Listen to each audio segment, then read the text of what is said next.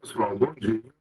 É, obrigado, Ana Clara, pela sua mediação. Bom dia, eu sou o professor Josué Godinho.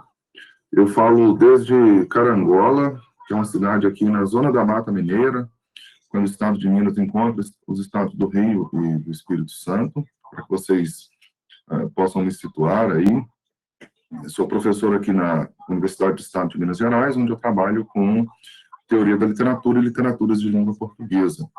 Nós vamos dar início aqui agora à sessão número 4 deste simpósio intitulado A Literatura, o Pensamento e a Filosofia, quando nós temos as apresentações iniciadas aqui pela apresentação da Julie Christie Damasceno Leal e o Mauro Lopes Leal, intitulada Brás Cubas, um protótipo do niilismo moderno. Então, Julie e Mauro, fiquem à vontade para fazer a sua apresentação. Vocês têm 20 minutos para fazê-la. E eu pediria a nossa monitora, Ana Clara, se possível, que ela marcasse esse tempo para nós e quando faltar 5 minutos para o final de cada apresentação, ela pudesse enviar uma mensagem pelo chat, tá? Se possível, tá? Então, vamos lá, né? Julie e Mauro, fiquem à vontade, o espaço é de vocês, vocês têm 20 minutos. Obrigada. Bom dia a todos, a todas. É um prazer estar aqui, né, nessa manhã. Eu falo de Belém do Pará, como o professor situou, né, a sua perspectiva geográfica, então eu também vou situar a minha. Tanto eu quanto Mauro falamos de Belém do Pará. Eu sou professora do Instituto Federal do Pará, aqui em Belém, e vou dar início à nossa fala, à nossa apresentação. Mas nós definimos, né, achamos melhor fazer da seguinte forma, que eu apresente, né, a nossa comunicação e ao término, né, dela, né, no caso, ao final de todas as falas, a gente vai ter o espaço para o debate, então tanto eu quanto o Mauro iremos participar, né, respondendo aos possíveis questionamentos, participando também dos debates em torno do que vai ser apresentado pelos demais colegas na manhã de hoje, tá bom? Então, eu vou passar a leitura do texto, porque assim acredito que fica mais organizado, né? Inclusive no que se refere à questão do tempo. Então, como o professor já enunciou, né? O nosso tema é Brás Cubas, um protótipo do niilismo moderno. E a nossa perspectiva teórica, conceitual, vai se basear principalmente no pensamento de Nietzsche, do filósofo Nietzsche. Então, já dá para entrever, né, desde o início, que nós estamos nos propondo aqui a estabelecer uma relação entre filosofia e literatura a partir de um conceito fundamental na filosofia nietzschiana, que é, né, a noção de niilismo, certo? Então, passando a leitura do texto, né? Nietzsche apresenta, basicamente, duas noções de niilismo, um ativo e outro passivo. Neste, né, no passivo, o indivíduo compreende a sua posição de subalternidade em relação aos valores instituídos, mas não há resistência ou indicativo de mudança, né, no que se refere a tal postura por parte dos sujeitos. No ativo, ao contrário, no niilismo ativo, apresenta-se essa compreensão dos valores como elementos que aprisionam o ser humano, mas há uma efetiva tentativa de superação desses valores. Nietzsche ocupou-se mais deste tipo de niilismo, pois, aos olhos do referido filósofo, o niilismo ativo, como dito acima, poderia conduzir a outro estado de comportamento, uma diversa visão de mundo mais criativa, mais humana e voltada à vida efetiva. Niilismo, conforme a visão nietzschiana, não representa apenas desnorteamento, mas, acima de tudo, perspectiva, possibilidade do novo, algo que para se efetivar é necessário, né? Em torno do desligamento, né, acerca de determinados valores que se mostram enfermiços e aprisionantes ao homem. Nesse sentido, questionar, criticar, né, pôr em suspensão, são algumas das posturas que um estágio mais avançado de niilismo pode fornecer aos seres humanos. principalmente no que se refere a esse diálogo, né, que nós estamos buscando estabelecer aqui com a modernidade. O niilismo, por esse prisma, demonstra que é um fenômeno de extraordinário perigo, pois pode conduzir o homem a atos extremos, uma vez que as rédeas que o aprisionavam, a manutenção de uma postura socialmente aceita, foram rompidas, bem como também pode ser a força motriz para que se possa desenvolver uma nova visão de mundo. Um adendo rápido, né, sobre a questão do niilismo, né, que nós podemos entrever, né, a presença e a força do niilismo, por exemplo, nos personagens de Dostoiévski, né, de Fyodor Dostoiévski, escritor russo, né, que já deixa muito evidente, né, em diversas de suas obras, como Os Demônios, por exemplo, Os Irmãos Karamazov, né, essa presença desse fenômeno do niilismo. Né. Claro que ali ele fala a partir de uma perspectiva do niilismo europeu, né, russo, mais propriamente falando, né, e Nietzsche, como leitor de Dostoiévski, se apropriou, né, de certo modo, né, entre aspas, dessa noção e transformou, né, essa noção em um diálogo com a própria filosofia, né, uma filosofia que rompe com os valores morais estabelecidos, né. Então, seguindo, né, a leitura, não há como negar a natureza niilista de Brás Cubas, que em vida nada realizou, pouco alcançou e viveu sob a parca glória de ter existido sem precisar ter que trabalhar.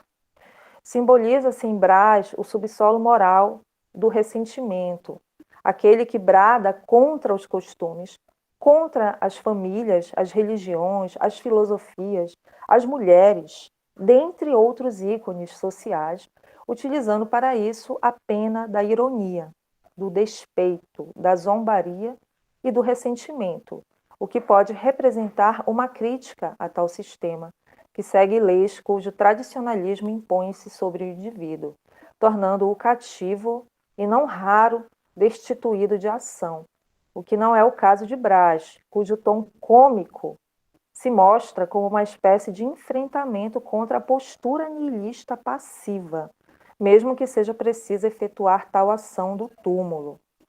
A morte, subsolo de Brás Cubas, é o local no qual a questão do niilismo se impõe de forma mais significativa, pois é na condição de morto que o seu aspecto niilista, né, se faz de maneira mais contundente. A ironia de Brás Cubas diante dos valores, que indica sua inclinação niilista, demonstra talvez um desejo reprimido de se voltar contra esse mundo que o tratou aos seus olhos, segundo a sua interpretação, né, de forma injusta e cruel. Desde o primeiro e grande golpe, a perda da futura noiva, foram impostos a Brás Cubas uma série de acontecimentos, sucessivas derrotas que, em uma espécie de efeito em cadeia, o impossibilitaram de chegar até o patamar que desejava. Até mesmo em suas supostas vitórias, há um aspecto de insuficiência e perda. Abro aspas, citando aqui Schwartz. Mas é certo também que, a despeito da superioridade de todos os momentos, o narrador faz figura sempre de inferior. Algo nas suas vitórias não convence, e a série delas configura uma completa derrota. Fecho aspas. Schwartz, um mestre na periferia do capitalismo. Seus disfarces, mediante tais fracassos existenciais, foram efetuados através da galhofa, da comicidade, da filosofia barata, do desejo de ofender, de desclassificar, sempre tentando demonstrar que os saldos positivos foram maiores do que os negativos. O que, como se sabe, não é factível, pois dentre inúmeras perdas, somente o fato de não ter precisado trabalhar para se sustentar não chega a ser nenhum consolo. Brás Cubas não se revela por inteiro. Vai deixando pistas no decorrer da obra, através de uma fala, uma ação, um gesto, que servem como peças de um quebra-cabeça extenso e intrigante. Brás vai aos poucos revelando quem é de fato. Através do tom irônico e espirituoso, revela verdades da sua personalidade que, como em qualquer outro homem, delineiam ambição. Abro aspas novamente, cito aqui Machado de Assis, né, a própria obra. Talvez naturalista, literato, arqueólogo, banqueiro, político, ou até bispo que fosse, uma vez que fosse um cargo, uma preeminência, uma grande reputação, uma posição superior. Fecho aspas. Um caráter cínico, como se percebe diante da sua fuga em relação à condição de Eugênia, que é coxa. Abro aspas novamente, né? Assis, né? Machado de Assis. Eu, cínico, alma sensível, pela coxa de Diana, esta injúria merecia ser lavada com sangue, se o sangue lavasse alguma coisa nesse mundo. Fecho aspas. Inveja, né? Tem também esse aspecto da inveja. Aí cito novamente, né? Quando me lembrava do Lobo Neves, que já era deputado, perguntava a mim mesmo por que seria melhor deputado e melhor marquês do que o Lobo Neves. Eu que valia mais, muito mais do que ele, e dizia isto a olhar para a ponta do nariz. Fecho, né? Fecho aspas. Dentre outros aspectos, né, são inúmeros, que em si mesmos não equivalem a crimes morais graves. Contudo, toda essa postura, toda essa prosa, conforme a expressão de Schwartz, oculta um falsete que se afirma na própria postura de Braz e, por sua vez, tenciona se vender ao leitor como homem moderno, mas não sustenta tal imagem, revelando em seguida ou nas próximas páginas do romance o seu verdadeiro eu, cuja essência pode se afirmar nihilista. Durante sua existência, Braz foi corrompido e também corrompeu. Humilhou e troçou dos seus semelhantes, demonstrando uma visão e um posicionamento particular como membro de uma privilegiada classe social. Mas não se pode resumir a personalidade de Brás Cubas a este aspecto, pois, como se pode observar no decorrer do romance, sua oscilação entre opostos é constante. Na medida em que se apresenta culto e requintado, no momento posterior desfaz tal imagem com alguma observação maldosa, irônica, debochada ou pessimista. Mas se é possível conceber a possibilidade de Braz ser um niilista, também é necessário dizê-lo que ele o faz de um modo bastante peculiar, ou, como já foi dito, a brasileira. Ironicamente, né, de forma bilateral, posto que Braz, no caso específico da morte, vê, né, essa questão sob o aspecto da zombaria, até com certo desdém, achando-lhe graça, né, algo delicioso de falar, né, não observando pelo viés terrificante comumente erigido no meio social em torno da temática da morte. Tal atitude, considerando, né, o fenômeno da morte, pode ser o resultado de inúmeros fatores. A postura oligárquica, o desrespeito com todos os valores, a falta de controle desde a infância, a frágil e quase inexistente postura de contato com a religião, que não parece exercer sobre si influência significativa, o cansaço e a experiência de vida, que também não parecem ter nada de interessante para ofertar. Não se pode precisar se estes são ou não os responsáveis pela postura de desrespeito em relação tanto à vida quanto à morte, mas se observa que tal procedimento situa Brás Cubas no plano do niilismo, pois a postura dele rompe também com valores morais tradicionais, que não encontram barreiras na sua efetivação no decorrer do romance.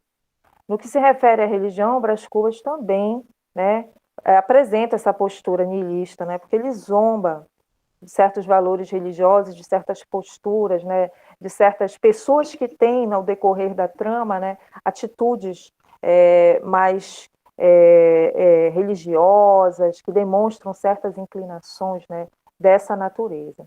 Então, logo no início de Memórias Póstumas de Brás Cubas, o narrador cita Moisés, ao comparar a história deste com a sua. Abro aspas. Moisés, que também contou a sua morte, não a pôs no introito, mas no cabo. A diferença radical entre este livro e o Pentateuco, né? Durante algumas das suas reflexões iniciais, ele expõe, cito novamente: creiam-me, o menos mal é recordar. Ninguém se fie da felicidade presente. Há nela uma gota da baba de Caim. Fecho aspas. Então, Brás Cubas, né, fala também mais adiante sobre o adultério cometido por homens e mulheres. Ele cita novamente: em pontos de aventura amorosa, achei homens que sorriam ou negavam a custo, de um modo frio, monossilábico, ao passo que as parceiras não davam por si, e jurariam aos santos evangelhos que era tudo uma calúnia. Fecho aspas. Estes e outros momentos nos quais, né, passagens ou personagens bíblicas são expressos por Brás Cubas demonstram por parte do mesmo não um ateísmo declarado, mas é uma certa descrença em relação aos valores expressos no âmbito religioso. Talvez para demonstrar, como argumenta Schwartz, em relação à comparação entre o romance e a Bíblia, uma espécie de superioridade ou inferioridade. Cito Schwartz. Ao distinguir entre a sua obra, Memórias Póstumas, e a Bíblia num ponto preciso, como se fossem incomparáveis no resto, Brás Cubas mostra que a sua disposição escarninha não vai ficar na literatice metafísica, em brincadeiras com a verossimilhança e as convenções literárias. O seu ânimo não hesita diante do mau gosto incisivo e só se completa na ofensa e na compuscação. Longe de ser presunçoso, o paralelo com as escrituras é fruto de outro sentimento muito mais inconfessável. Trata-se de satisfação maligna de rebaixar e vexar, de anunciar que os desplantes do narrador não vão se deter diante de nada, que não ficará pedra sobre pedra, e o que para ele constitui uma superioridade ou inferioridade, não se sabe bem. Fecho aspas, né? Expressa-se assim o desejo de Brás Cubas em dessacralizar, quem sabe até mesmo zombar de valores até então considerados intocáveis na sociedade e que são válidos apenas para o mundo dos vivos, pois ao morto o medo máximo, o da morte, já não é mais uma ameaça futura, um terror a ser enfrentado posteriormente, mas uma realidade. Brás Cubas, sob certo aspecto, é um homem sem medo. E a partir dessa singular condição, volta-se contra valores que entreviu serem falsos ou superficiais. Que o homem não pode, mesmo sob o estigma do medo, da pressão psicológica de punição ou do purgatório, deter aquilo que lhe é mais humano. E nesse aspecto, então, para finalizar, né, não se pode romantizar, né, essa interpretação, essa visão que nós estamos construindo aqui em torno de Brás, né? O homem deseja, assim, né, saciar as suas vontades, as suas necessidades. Brás Cubas não foge a essa regra, sejam elas de quais naturezas forem, né?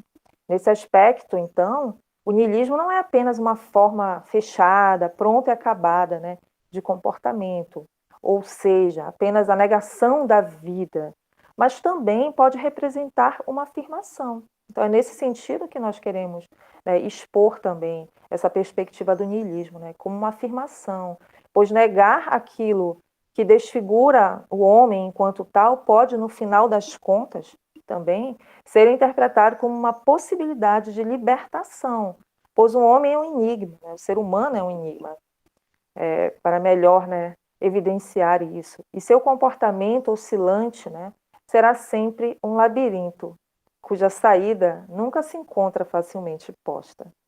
Então, assim a gente finaliza, né, a nossa fala aqui, a nossa comunicação, e ao final de tudo, teremos um momento para o debate e o diálogo. Muito obrigada. Obrigado, Julie. Obrigado, Mauro, né, que escreve com você essa comunicação. Mauro esteve conosco também, né, Mauro, ano passado, no simpósio, agora que eu estou me recordando aqui, no simpósio da Bralic do ano passado.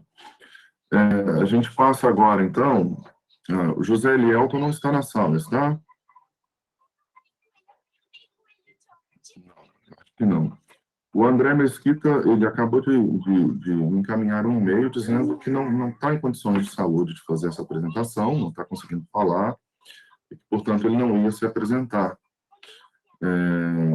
Então, a gente passa a palavra aqui para Pamela Ferreira Santos, com sua apresentação intitulada A Presença do Absurdo no Tempo Presente, uma interseção entre Beckett e Saramago. E, Pamela, fique à vontade, o espaço é seu, né? Você tem 20 minutos para fazer sua apresentação também. Bom dia a todos, a todas. Só situando, né? Eu sou do Rio de Janeiro, faço doutorado na UERJ, em literatura portuguesa, e, portanto, vou fazer uma apresentação correlacionando esses dois autores.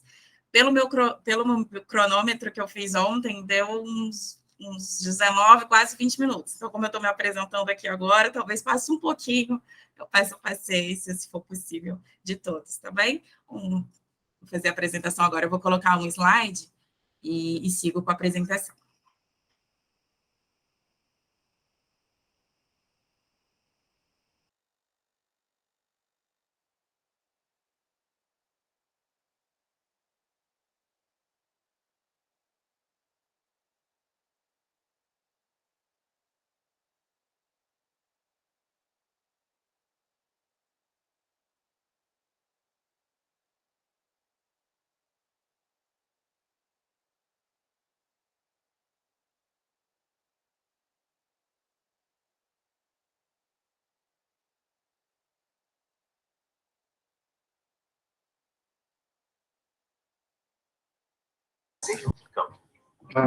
Nós estávamos vendo a sua apresentação, mas não estávamos te ouvindo. Agora vocês me ouvem? Perfeito. Então, eu vou colocar novamente a apresentação.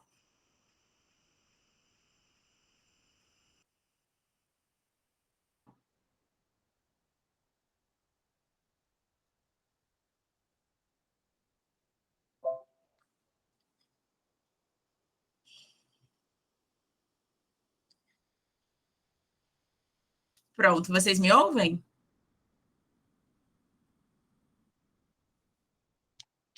Vocês me ouvem ou não? Sim. Ouvimos. Sim? Obrigada, porque eu não vejo vocês, perdão. Então, vou começar. A presente comunicação tem como condução central destacar alguns objetivos do teatro do absurdo, perceptíveis na peça Esperando Godot e no texto de José Saramago, As Intermitências da Morte, sobretudo ao confrontar o homem moderno com a realidade da sua condição humana, especialmente trazendo a consciência do aqui e agora, bem como, em alguma medida, o humor como fuga que o absurdo desperta. Trata-se de dois textos que trazem um forte apelo ao momento presente, uma peça sem cenários, onde figura apenas uma árvore, como se retirasse qualquer coisa que pudesse distrair o humano de sua condição e daquele instante, apontando o vazio existencial tão negligenciado pela humanidade. Estabelecendo um paralelo com isso, tem-se o texto de Saramago, cujo tempo é ressignificado pela ausência da morte, retirando do sujeito uma de suas maiores distrações existenciais, a morte. É como se Beckett e Saramago perguntassem radicalmente, aqui e agora, quem és tu? E agora, José. Eis o absurdo. As possíveis justificativas da existência humana, tão caras a essa espécie, não estão pautadas no presente. Há sempre uma motivação em manter movimentos e exigências do passado e do futuro. Samuel Beckett e José Saramago são dois autores que tiveram a oportunidade de ter o reconhecimento de suas carreiras em vida. Ambos receberam o Prêmio Nobel de Literatura em 1969 e 1995, respectivamente. Esses autores têm suas obras atravessadas por questões que marcam a sua época, permitindo ao homem moderno importantes reflexões sobre suas ações, uma vez que o século XX foi realçado pela produção e distribuição em massa de tecnologias, saberes, mas também de violência e desigualdades, numa assustadora globalização que colocou em xeque a fragilidade da própria existência da espécie humana. O ser humano ganha potencial para se autodestruir. Portanto, o existencialismo é uma marca de interseção presente nas obras em destaque neste trabalho. Para tanto, serão apresentados e desenvolvidos o conceito de absurdo a partir do teatro do absurdo e, com base nisso, as possíveis interseções entre os textos supracitados, além do destaque a ser concedido ao humor e à ironia, que denunciam os cinismos dos comportamentos humanos frente à sua própria condição. O absurdo em pauta. O autor Martin Esslin, em seu livro O Teatro do Absurdo, 1968, dedica um capítulo para delinear a palavra absurdo sob a perspectiva e concepções do teatro do absurdo. Logo nos primeiros parágrafos, o autor cita Nietzsche, anunciando o personagem Zaratustra e a mensagem de que Deus está morto, trazendo à cena o senso de, principalmente após duas aterrorizantes guerras, o mundo caminha sem uma finalidade, desconexo, sem um princípio ordenador do caos, portanto absurdo. O teatro do absurdo surge como um possível para aqueles que não conseguem mais enxergar a arte pautada em conceitos e critérios que perderam sua significação, dada sua firmeza em afirmar certezas vagas sobre a utilidade ou um fim para a existência humana no universo. As certezas absolutas são correlatas à falta de questionamento. O teatro do absurdo surge exatamente para expressar essa angústia de testemunhar o falecimento do sentido. Não há respostas, apenas silêncio ou perguntas. Paradoxalmente, faz surgir, por mais errante e comedido que seja, o desejo pelo canto, o riso ou o choro, uma vez que a demanda por um objetivo, uma base é forte para essa existência. Mas é na negação desses valores e sentidos, muitas vezes associados ao divino, que a vida é encarada na sua forma mais autêntica e básica. Por isso, para os autores do teatro do absurdo, não interessa vestir o homem com suas circunstâncias sociais ou de contextos históricos. Seus personagens estão diante das situações elementares da sua existência: o tempo, a espera e a sua relação com a morte. 3 dimensões que, na verdade, formam um todo. Nisso se estabelece também a busca do homem pela liberdade e queda em outras prisões. Logo, o autor não se compromete em passar informações, apresentar impasses ou destinos, além de não propor debates ideológicos aos seus personagens. Como já dito, seu foco está na condição básica do indivíduo. Sua composição é essencialmente lírica e poética, buscando uma totalidade de um olhar básico para a intuição da existência. Cito: o teatro do absurdo conseguiu reconquistar a liberdade de usar a linguagem apenas como um componente, por vezes dominante, por vezes dominado, de sua imaginística poética multidimensional. Fim de citação, Esslin, 1968. Em geral, no teatro tradicional, o público é incitado ou pode se deixar levar pela identificação com os personagens principais, e com isso ser conivente com seus pontos de vista, distanciando-se de uma possível visão crítica do que está sendo tratado. Já no teatro do absurdo, o público não encontra esse elo, pois as ações e movimentos dos personagens são intensamente enigmáticos, e essa não identificação leva o público a vê-los como invariavelmente cômicos, muito embora a temática seja sombria e de confrontação com questões existenciais. O teatro do absurdo acaba somando riso e terror. Neste estilo de peça, as ações são misteriosas, sem motivo aparente, e em um primeiro momento insanas. Elas ativam forças psicológicas, deixando vir à tona temores ocultos e agressões bloqueadas, mas principalmente há a intenção de chacoalhar o público com uma atmosfera de desintegração, confrontando o espectador com a loucura da condição humana, assistindo-a em sua pobreza e desespero. Portanto, a questão mais importante não é o que sucederá, mas o que de fato está acontecendo em cena, na vida, naquele momento, evocando toda a atenção para o instante presente. Por fim, o teatro do absurdo procurou manifestar a preocupação do homem moderno em dialogar com o mundo em que vive, confrontando-o com suas limitações humanas e liberando-o de ilusões do além, que tendem a causar frustrações e desajustes constantes, convocando o indivíduo a abandonar os entretenimentos de massa que são entorpecentes da realidade humana, que o distrai com explicações simplórias sobre o sentido do homem e do universo. Cito: Hoje, quando a morte e a velhice são cada vez mais disfarçadas com eufemismos e um confortável linguajar infantil, e quando a vida está ameaçada de ser sufocada pelo consumo maciço de vulgaridade mecanizada e hipnótica, a necessidade de confrontar o homem com a realidade de sua condição é maior do que nunca, pois a dignidade do homem reside em sua capacidade de enfrentar a realidade em toda a sua insensatez, aceitá-la livremente, sem medo, sem ilusões, e rir-se dela. Fim de citação, Eshlin, 1968. Esperando Godot. Trata-se de um texto teatral que, dada a sua complexidade, a sua dissensão em acatar as condições tradicionais dramatúrgicas da época, ganhou inesperada aceitação mundial, tendo sido montado em diversos países. Na opção pelo gerúndio, o próprio título já evoca uma instigante imprecisão temporal que estende o presente de um verbo que carrega em seu significado certa passividade. O nome Godot também implica uma curiosidade. Inclusive, quando questionado, o próprio autor não tinha ou não queria anunciar, provavelmente muitas poderiam ser, uma resposta sobre a quem ele se referia ao propor este nome. Essa postura do autor reforçou a manutenção de uma recusa de padrões, assumindo a perspectiva de um texto que não se compromete com respostas ou concepções morais ou mesmo filosóficas. Antes, abre-se aos questionamentos humanos mais profundos. Portanto, a peça compromete-se com um dos principais objetivos do teatro do absurdo, precisamente a transmissão ao espectador de uma confrontação com a condição humana, além da angústia de não achar um sentido que justifique a existência humana.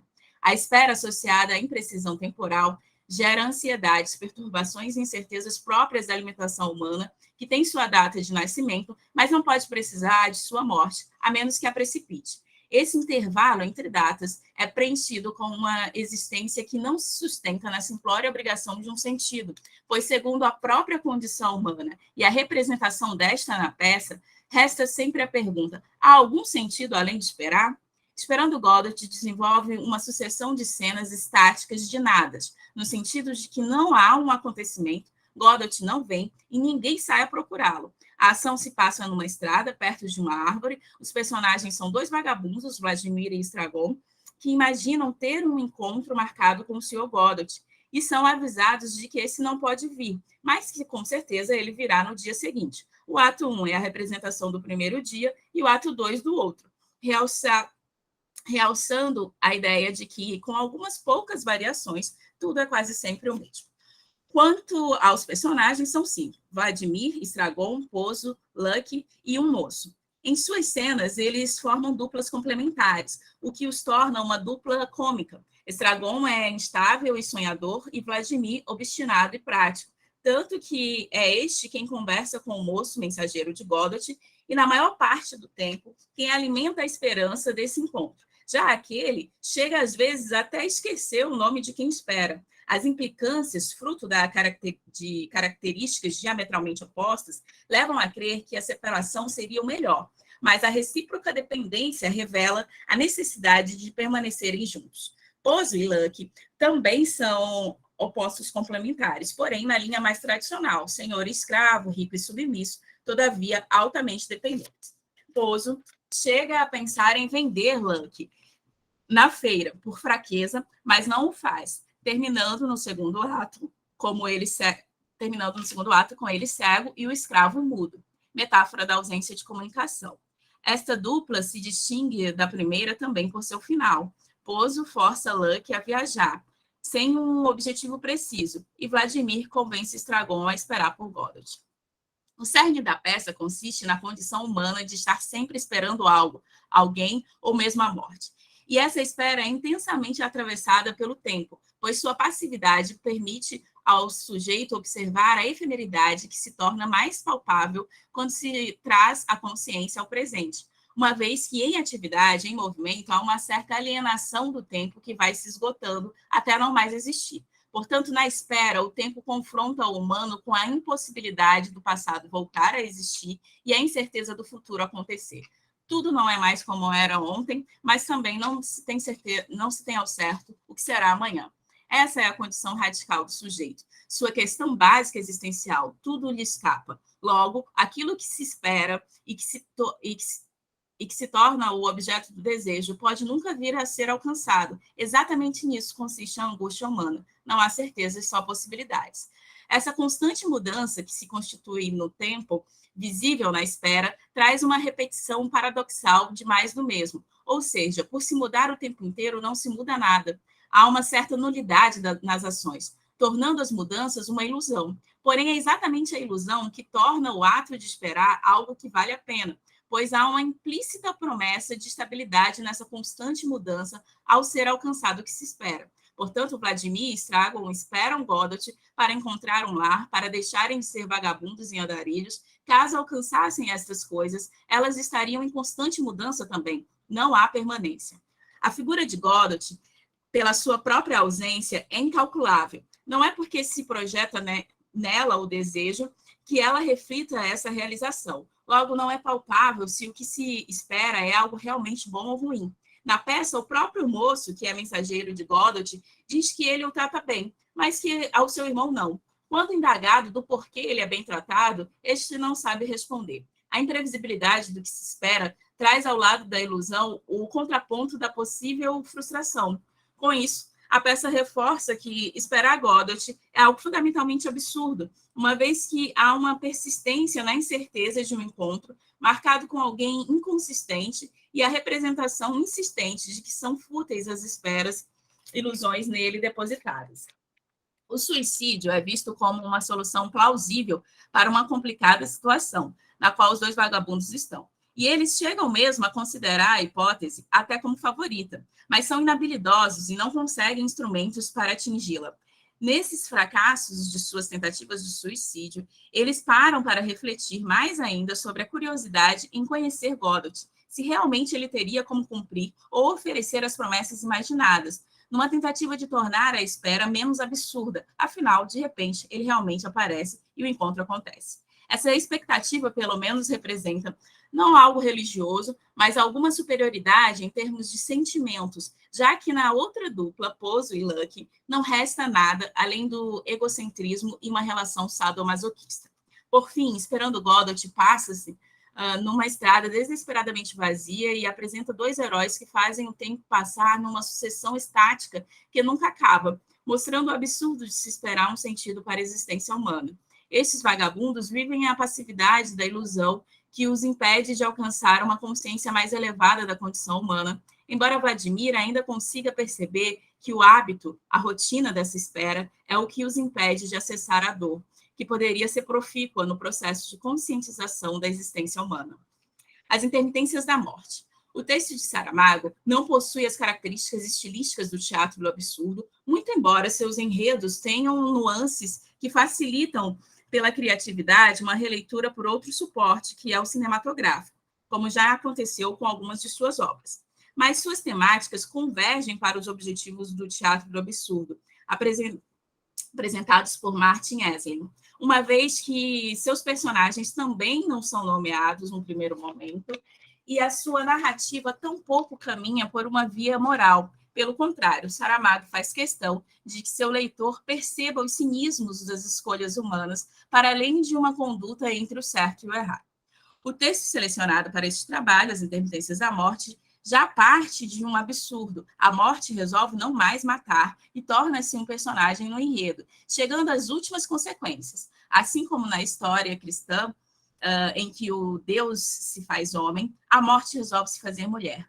Obviamente que há exemplo do observado no teatro do absurdo para confrontar o sujeito com a realidade e fragilidade da falta de sentido da existência humana no universo e com as condições ordinárias da vida humana, só se viabiliza pela via do trágico cômico e do horror.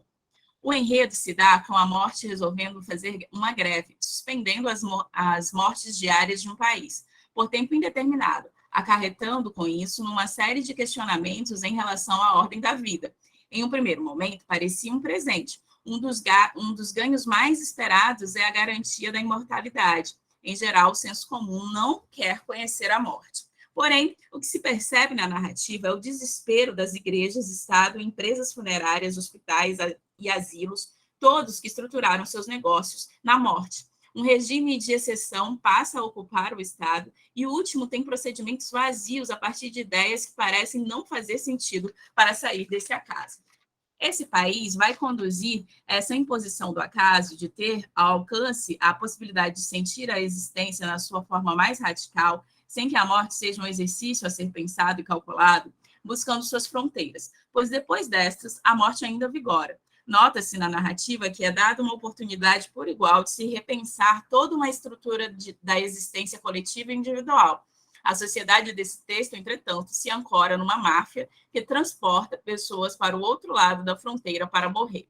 Como explicar toda uma vida temendo a morte? Várias tecnologias foram desenvolvidas pensando em driblá-la, e diante da oportunidade concreta de vencê-la, simplesmente investir-se no querer morrer? É a questão suscitada por Saramago, que traduz na fala do narrador com humor o vazio de ser humano, pautando-se nas lógicas de poderes institucionais. A morte, aparentemente, não desiste de praticar sua sedução, tentando conversar com os humanos através de cartas. Envia-lhes algumas, até que retorna às suas atividades normais. Ainda assim, traz uma novidade, dando nova oportunidade aos que vão morrer. Uma carta chega a eles 8 dias antes da consumação. Cito: "Caro senhor, lamento comunicar-lhe que a sua vida terminará no prazo irrevogável e improrrogável de 1 semana. Aproveite o melhor que puder o tempo que lhe resta. Sua atenta servidora, Morte." Fim de citação, Saramago, 2005. A necessidade de se manter padrões e o condicionamento humano parecem tão latentes que quem consegue aproveitar as oportunidades que as intermitências da morte oferecem é a própria morte. Ela, aliás, se surpreende em não conseguir executar sua atividade com um humano em específico. Ou seja, a morte, a razão de tanto temor, é obrigada a rever seus padrões, e é ela quem vai dar o exemplo e ensinamento de como se aproveitar com intensidade disso. Ela se disfarça de humana para ir ao encontro desse homem, artista, músico, que, sem saber, não obedece suas regras, portanto, aparentemente imortal. Quando a morte se apaixona por esse homem, ela descobre uma nova forma de existência e revela outros possíveis também aos humanos. Por fim, como se pode ver nos 2 textos dos autores aqui destacados, o ser humano está sempre em busca de algo que não importa se será alcançado ou não, pois, ao ser manifestado aquilo que se espera, o sujeito não sabe o que fazer. Sua existência está pautada na espera e no desejo. Viver a radicalidade da realidade humana, habitando o presente, parece algo insustentável, ao ponto de, em não havendo ilusão, a possibilidade do suicídio ser a saída cabível. Terminei. Obrigado, Pamela, pela tua apresentação. Bom, seguindo a ordem aqui, a gente vai agora para a comunicação do Walter Pinto de Oliveira Neto, uma comunicação intitulada O Farol Obscuro da Modernidade, Anti-Iluminismo em Unamuno. Walter, seja bem-vindo novamente, né? Você também esteve conosco ano passado. O espaço é seu, fique à vontade para fazer a sua apresentação. Você tem também 20 minutos, como as demais colegas tiveram, tá? Tá bom. Muito obrigado, professor. Eu vou só compartilhar os slides, só um segundinho.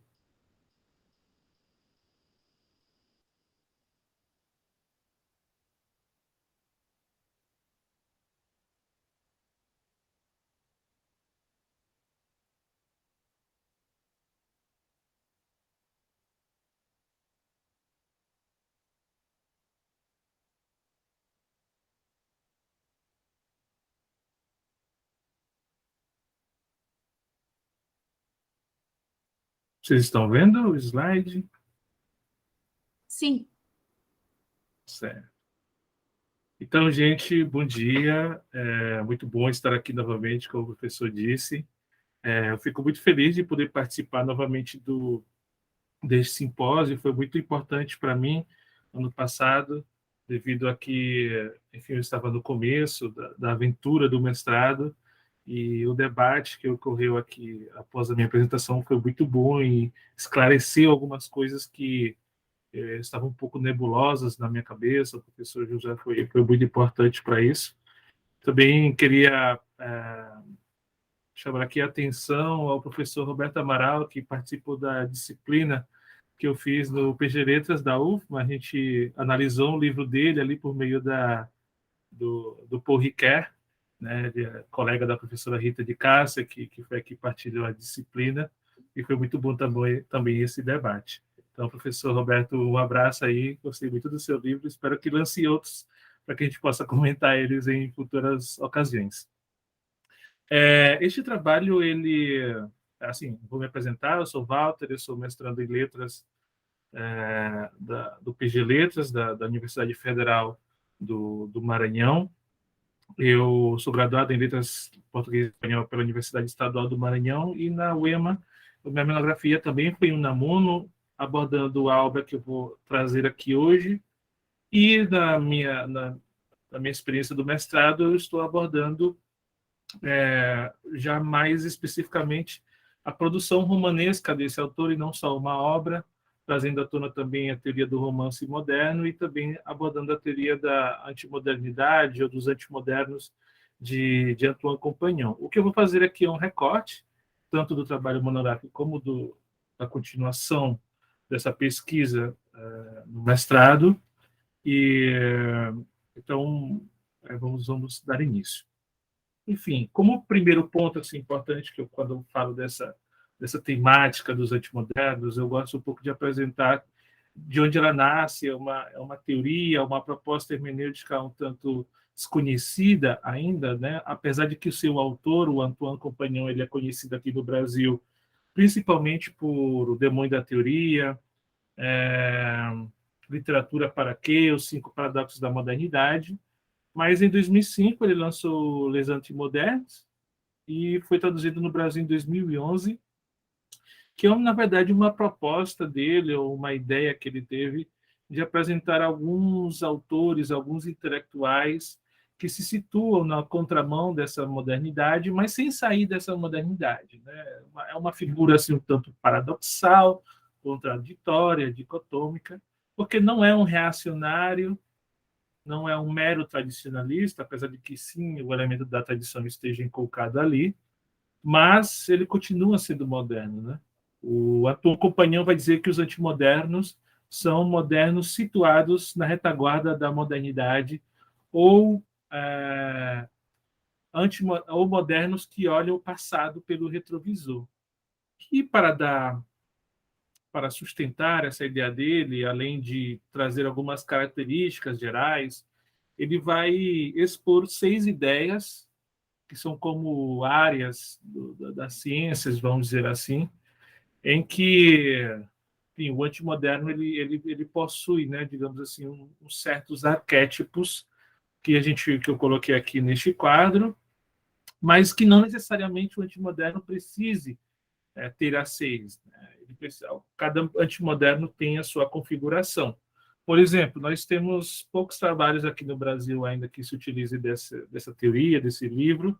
Nós temos, por exemplo, da professora Raquel Ortega, da Estadual de Santa Cruz, em que ela vai analisar um autor espanhol contemporâneo Unamuno, que é o Valle-Inclán.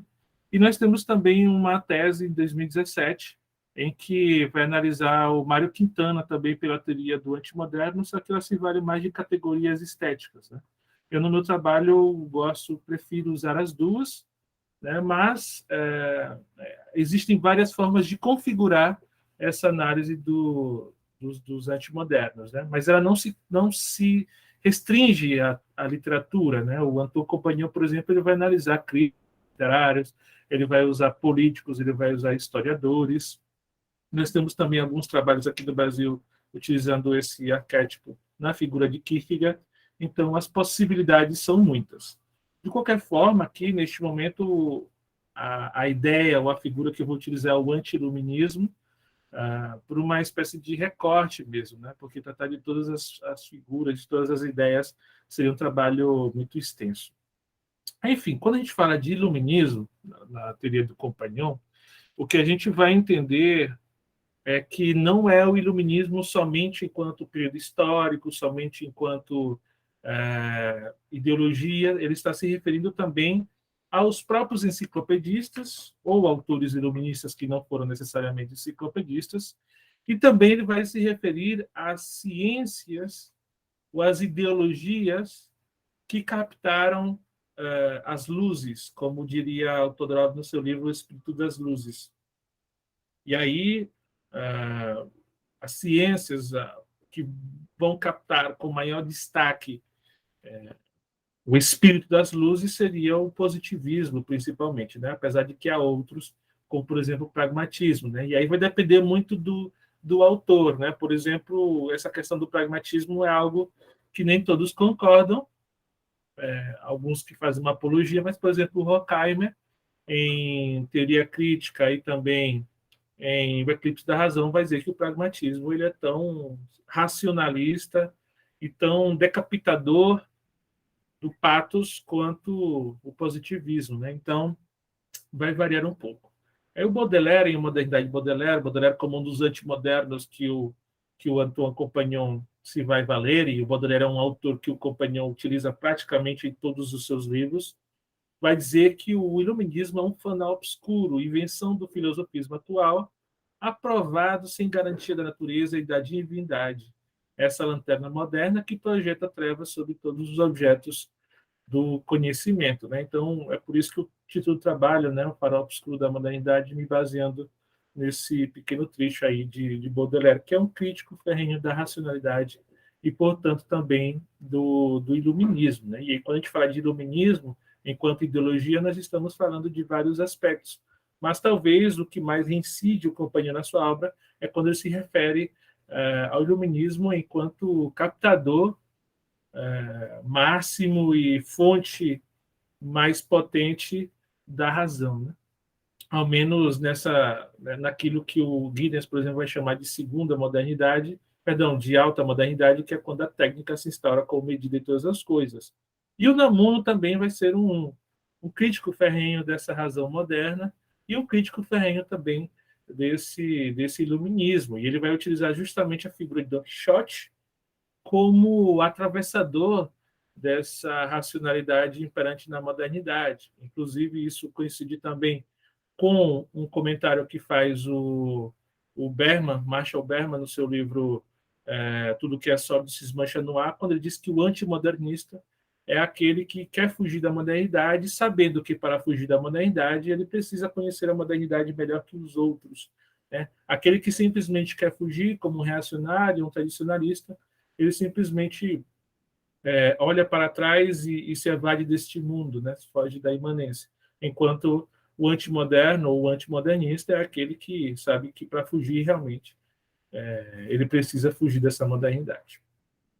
Então, antes de entrarmos na obra mesmo, né, o autor aqui que eu vou analisar é o Miguel de Unamuno, que é um autor não muito conhecido, autor espanhol finissecular, uma das figuras principais do modernismo espanhol, apesar de que ele odiava esse termo. Né, geralmente o antimoderno ele odeia ser chamado de moderno ou de modernista. Foi reitor da Universidade de Salamanca, influenciou muito a literatura ibérica, vamos dizer assim, não só a espanhola. Borges foi um grande leitor de Miguel de Unamuno.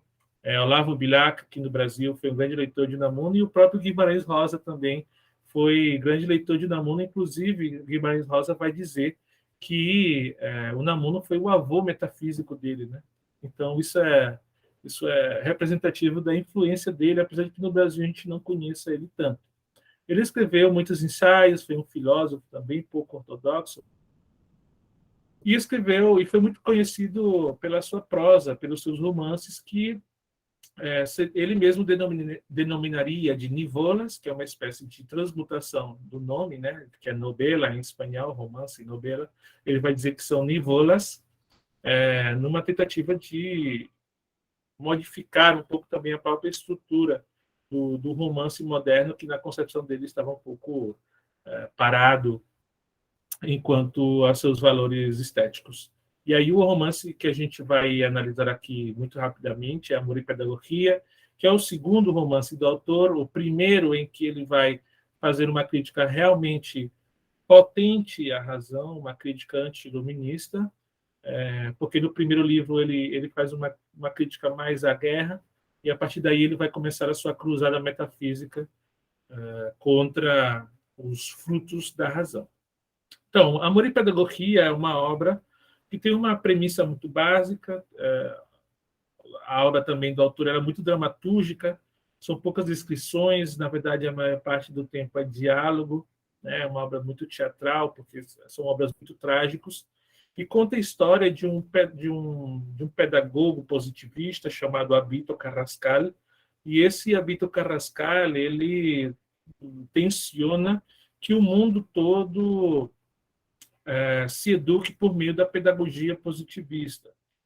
E para mostrar que o mundo iria melhorar por meio desse método educacional, ele decide ter um filho e criá-lo por meio dos paradigmas essenciais do positivismo, né?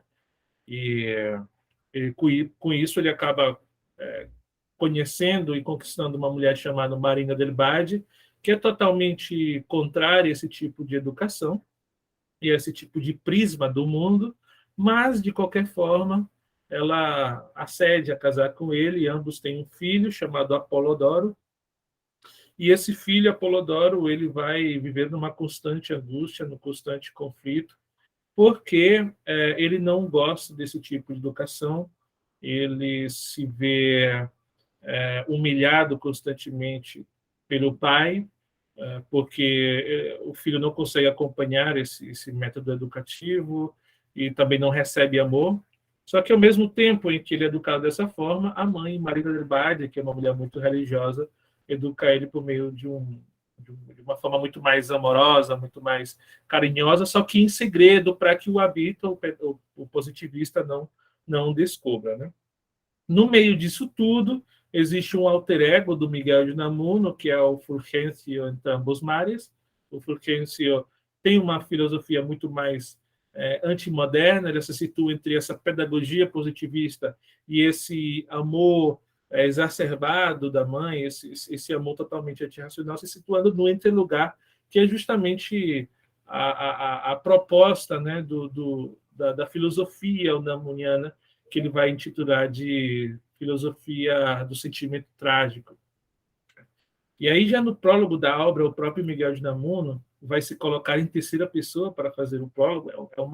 É um recurso meio carnavalesco, né, utilizando a teoria do Bakhtin, em que ele vai falar um pouco da sua obra em terceira pessoa, dizendo o seguinte: muitos pensarão que este romance é um ataque à ciência e pedagogia, e é preciso confessar que, apesar de que essa não foi a intenção do autor, nada fez ele poder mostrar o contrário. Então, ele está dizendo que, olha, esta é a chave de leitura da obra que vocês vão ler.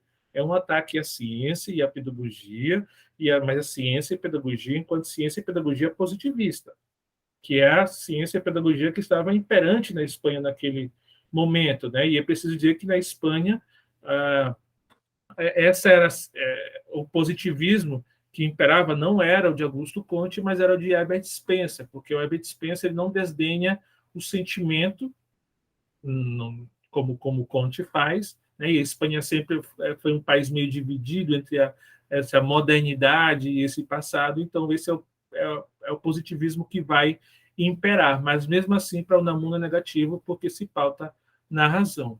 E aí, só para mostrar para vocês um pouco da obcecação do autor por isso, né? Eu coloquei aqui o texto que eu não vou ler, porque é um pouco comprido, mas mostra a obcecação mesmo, a obsessão desse autor, desse personagem, o Abito Carrascal, de não só de educar o filho por meio dessa pedagogia, mas de que todos os elementos em torno dessa educação, como o próprio esqueleto arquitetônico da casa, esteja todo feito em base a uma geometrização, uma racionalização, né? São partes, é tudo feito de maneira geométrica, há telescópios, diagramas, barômetros, né? E no meio dessa casa há um culto, há uma espécie de altar em que se cultua a palavra ciência. E aí vai dizer o próprio Fulgencio, o alter ego de Unamuno, o antimoderno, vai dizer que a ciência, vai dizer isso para Apolodoro numa conversa que eles têm, né? Quando Apolodoro comenta o tipo de educação que o pai está dando a ele. E aí, Fulgêncio, que é totalmente na contramão desse tipo de pedagogia positivista, vai dizer o seguinte: a ciência, acabará a ciência por se fazer em benefício do homem um catálogo razoável, ordens que acabarão por coincidir. Quando as coisas se reduzam por completo a ideias, desaparecerão as coisas, ficando somente ideias.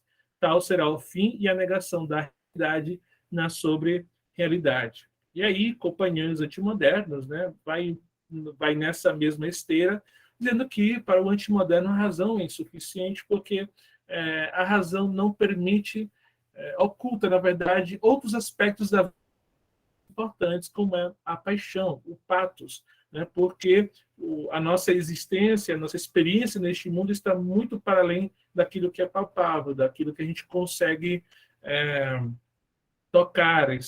As paixões, os sentimentos, eles são importantes também, porque quando a gente também elimina a paixão da equação da vida, a gente está eliminando o amor, nós estamos eliminando a amizade, nós estamos eliminando as religiões, nós estamos eliminando a religiosidade, melhor dito, né?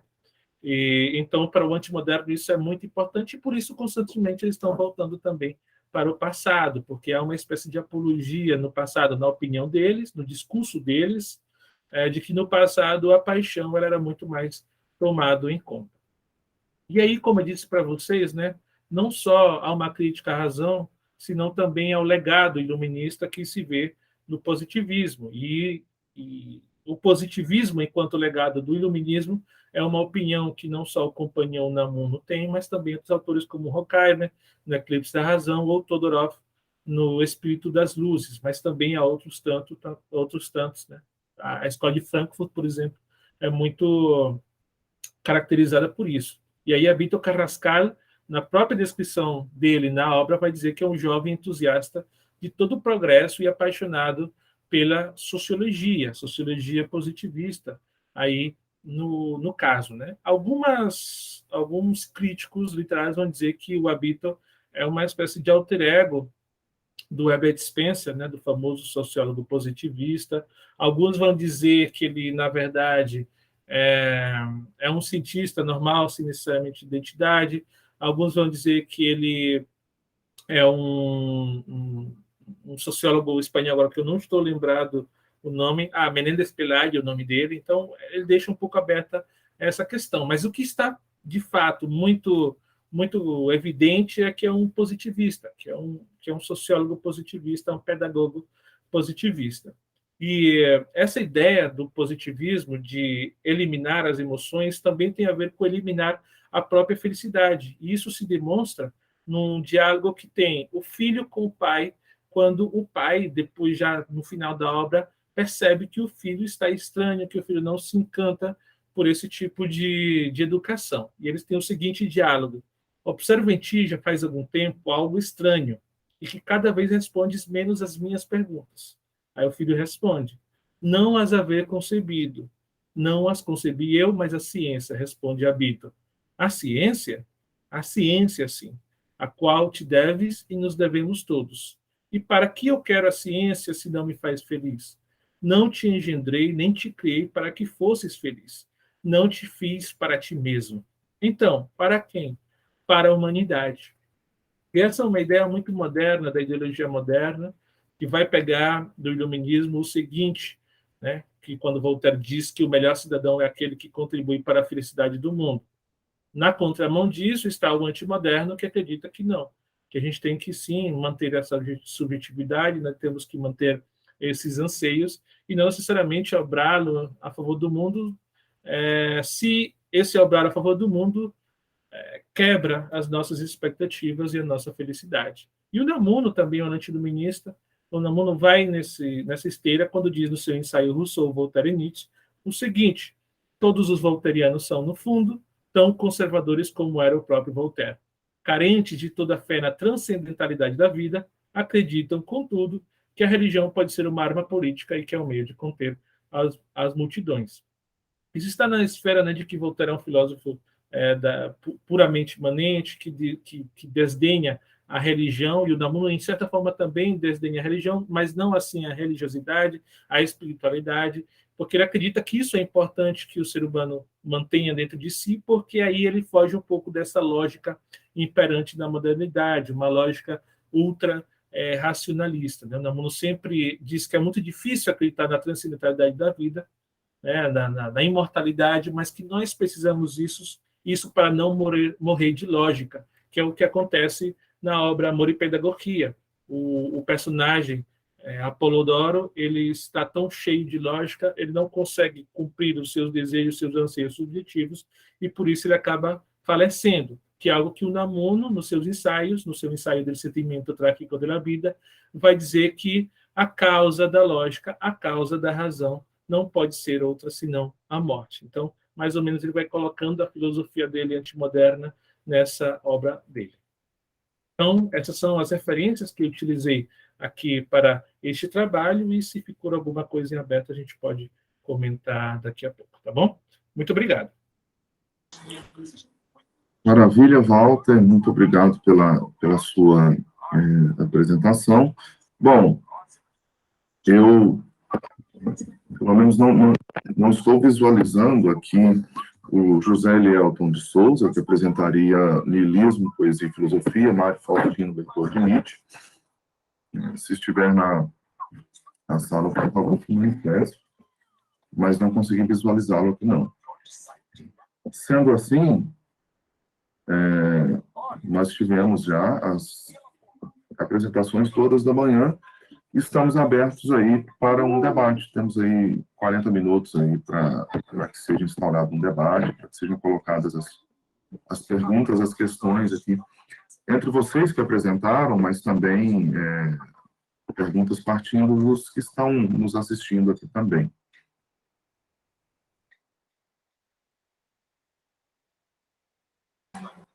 Professor Roberto, está de mão levantada. Roberto, fique à vontade, por favor.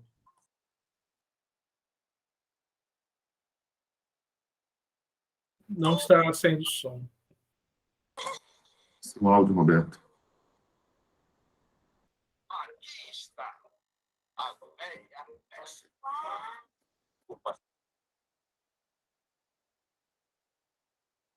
Desculpa, gente, foi a minha gata Sofia que puxou o microfone aqui atrás, agora que eu observei. Estão me ouvindo? Sim. Obrigado. Então, bom dia, pessoal. É um prazer estar aqui com vocês. Me perdoem o atraso, mas eu expliquei para o Josué que eu tive tinha que resolver um problema de manhã, mas cheguei a tempo de assistir boa parte da exposição da Júlia, né? Acho que é Júlia e Mauro, né? Estavam, acho que estão no mesmo artigo, não é isso? Escreveram o mesmo artigo? Exatamente, professor. Ótimo. E dos demais. Eu tenho questões para cada uma das exposições, né? Para cada um dos expositores e expositoras, a Júlia, o Mauro, Pâmela e Walter, né? Em relação à comunicação da Júlia, eu pediria, Júlia, que você dissertasse mais sobre a parte final da sua exposição, quando você fala do niilismo como uma possibilidade de afirmação da vida, né? Eu achei muito importante eu particularmente, né? Eu achei muito importante você finalizar com essa fala, porque se a gente se pautar tão somente nessa perspectiva niilista, como é que fica a vida, né? Como é que fica a nossa relação com a vida? E quando você ponderou isso no final, né? Que o niilismo ele pode ser também tomado como uma perspectiva de afirmação da vida. Eu gostaria que você falasse sobre isso, tá? Pâmela, parabéns também por sua comunicação, né? Ela também me suscitou algumas questões. A primeira é essa ideia, né, do absurdo, né? O conceito de absurdo.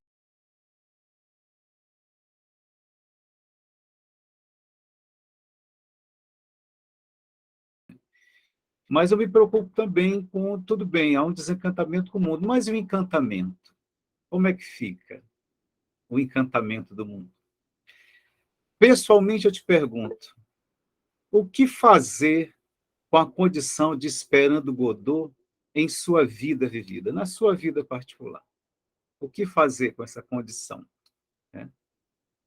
E uma terceira é, nós devemos esperar o sentido da vida ou nós devemos dar sentido à vida? Walter, prazer em revê-lo, é uma alegria revê-lo, gostei muito da sua exposição, né, da sua comunicação, e você me fez recordar, né, com o que você comunicou, um texto recente que eu escrevi, que se chama Linguagem e Metafísica em Guimarães Rosa, em que eu dialogo, em que eu faço, né, estabeleço um diálogo entre o Rosa e dois filósofos, né, o Kierkegaard e o Unamuno. Né? Professor, desculpa aí, porque minha conexão caiu quando o senhor começou a falar. Tá ok, vou retomar. Obrigado. Então, Walter, eu dizia prazer em revê-lo, né, uma alegria revê-lo, e muito satisfeito com a sua comunicação. Eu diria mesmo que é uma discussão necessária, sabe, a que você traz. E eu me recordei, quando você expunha, de um artigo recente que eu escrevi, Linguagem Metafísica em Guimarães Rosa, em que eu estabeleço um diálogo, né, dessa metafísica, dessa linguagem, com o Rosa, o Kierkegaard e o Unamuno. Em especial, em Unamuno, eu gostaria de citar aqui um trechinho do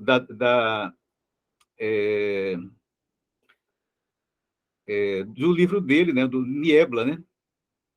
Niebla, que diz o seguinte, deixa eu só procurar aqui, só um instantinho, gente.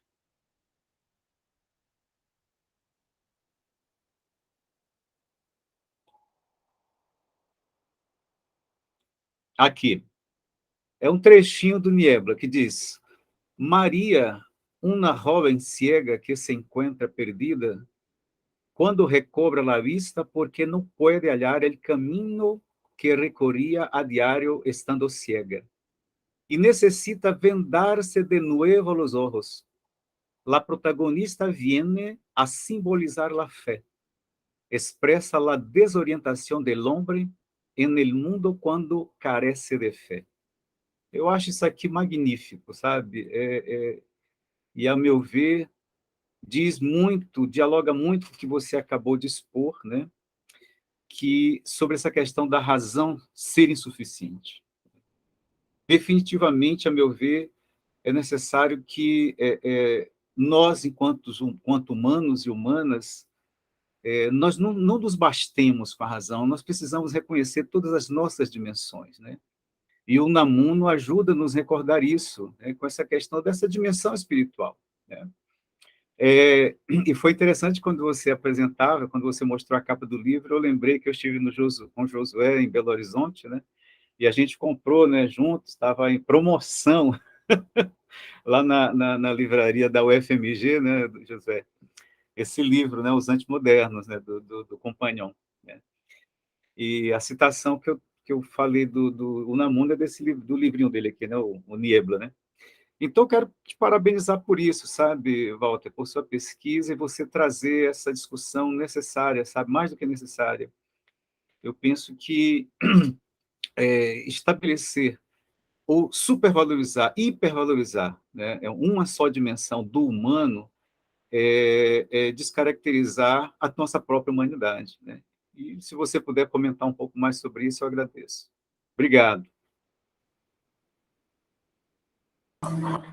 Obrigado, Roberto, pelas suas questões. Então, pela ordem aqui, eu vi que o Mauro já levantou a mão, né? Então, Mauro e Julie, fiquem à vontade aí para a sua resposta. Bom dia a todos, bom dia, professor Josué. Agradeço de novo a oportunidade de estar aqui compartilhando nossa pesquisa, agora com o doutorado finalizado, finalmente, cabeça mais fria, né? Então, eu vou responder, professor Roberto, a sua pergunta, porque esse artigo que nós escrevemos, eu e Júlia, essa é a vantagem de se casar com uma pessoa da mesma área, né? Nós escrevemos esse artigo em conjunto, mas ele é uma parte da minha tese também. E aí essa questão do Brás Cubas como niilista é bastante interessante, porque, eu vou já chegar na sua resposta, porque o Brás Cubas, porque ele é um niilista singular? Justamente porque esse niilismo presente no Brasil é um niilismo diferente do niilismo europeu. Se nós vermos Dostoiévski, como a Júlia falou, é um niilismo fatalista, é um niilismo violento, é um niilismo que atenta contra a vida mesmo. O niilismo brasileiro ele é diversificado. Diante das problemáticas, diante dos vazios existenciais, o que o brasileiro faz? O brasileiro ri, o brasileiro faz chacota, o brasileiro faz piada. Isso é bom ou é ruim? Isso aí é algo a se debater. Mas o cerne do pessimismo em relação a aspectos da vida está presente no brasileiro.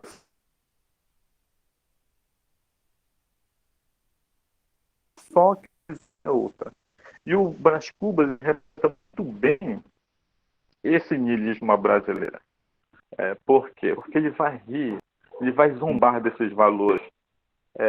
Qual é o aspecto positivo nesse sentido? É que nós sabemos que existem valores que são alienantes, são cerceantes do indivíduo. Quando o Nietzsche estabelece 2 tipos de niilismo, ele aponta a possibilidade de destruição, mas também de reconstrução. Ou seja, o niilismo não é só pessimismo, não é só fatalismo, é uma perspectiva também, é uma possibilidade de você, digamos, se subtrair, se retirar de uma esfera de controle, de dominação para uma outra. Claro que isso vai depender muito do indivíduo. Metafisicamente falando, claro que Brás Cubas é uma obra literária, mas Machado de Assis permite que nós possamos vislumbrar o indivíduo pós-vida. Quem é esse indivíduo? É aquele sujeito que não tem mais amarras. Eu não tenho mais por que ficar me detendo. Eu posso falar, eu posso expressar o que eu quiser, porque agora eu estou blindado pela questão da morte. Outra coisa, em vida, quem era Brás Cubas? Aquele indivíduo que tentou seguir esses ditames sociais. Eu preciso ser alguém. Eu preciso ter um nome Brás Cubas exaltado, elevado às alturas. Tentou de forma parca, mediana, sem aquele esforço. Mas o que é isso? Isso é uma imposição aos indivíduos. Brás Cubas sintetiza esse indivíduo, esse sujeito moderno, na atualidade, onde é cobrado muita coisa. Você tem que ser isso, você tem que atingir, você tem que ser o melhor, você tem que subir nas esferas sociais. E nós acreditamos nisso, e nós vamos atrás. Se formos pelo Schopenhauer, somos animais desejantes. E nós vamos desejar até o nosso último dia de vida. Só isso equivale a sofrer também. Porque você para de vislumbrar a vida para ir em busca disso que é colocado como formas de imposição. Por isso que, nesse sentido, o niilismo pode ser, se você, como apresenta o Nietzsche, disser sim à vida, você se livra através desse niilismo, você destrói esses valores e reconstrói valores. É uma visão muito equivocada do niilismo quando diz, não, o niilismo é destruição, é desrespeito. Não, isso é uma visão negativa do niilismo, isso é uma visão russa do niilismo, do Dostoiévski. Se eu não tiver mais valores, eu vou sair por aí matando, destruindo. Não, não é por aí. Porque nós sabemos que existem leis que regem a nossa vivência social. Então, qual seria o princípio? De você afirmar a sua vida. Você pela essa possibilidade nihilista, desfazer esse controle sobre você e você tomar controle sobre a sua própria vida, sobre as direções que você vai tomar, e não questões impostas, porque é o que a sociedade faz sobre o indivíduo, é o que a sociedade exigiu de Brás Cubas. Olha, você tem que ser, sabe, chefe de família, você tem que ser deputado, você tem que... O último esforço dele foi o emplasto, num ato desesperado de ter o nome dele alçado às alturas. Não conseguiu, claro, mas isso é o que marca a vida de Brás Cubas, justamente essa busca incansável e infrutífera por se tornar alguém que ele nunca quis ser, mas foi uma exigência da família, do pai, da sociedade, para que ele se tornasse aquilo que ele nunca quis ser. E isso é exigido muito de nós mesmos. É por isso que o niilismo, nesse aspecto, ele pode representar algo positivo, se você efetuar essa visão afirmativa da vida, não somente destrutiva, não somente seguir padronizações de comportamento, como foi está presente em Brás Cubas. É um livro muito interessante, tem essa crítica, tem esse viés bastante interessante, quando a gente lê Brás Cubas de uma outra forma, que não apenas aquela tradicional, é o indivíduo que zomba, é o membro da elite. O interessante em Machado de Assis é justamente isso, não importa se você é elite, se você é pobre, estamos todos neste patamar existencial, de subserviência a determinados ditames que são impostos ao indivíduo. É por isso que, nesse sentido, a morte equivale para o Brás Cubas, e na lógica do romance, uma forma de libertação. Não sei se eu respondi a sua pergunta, professor Roberto.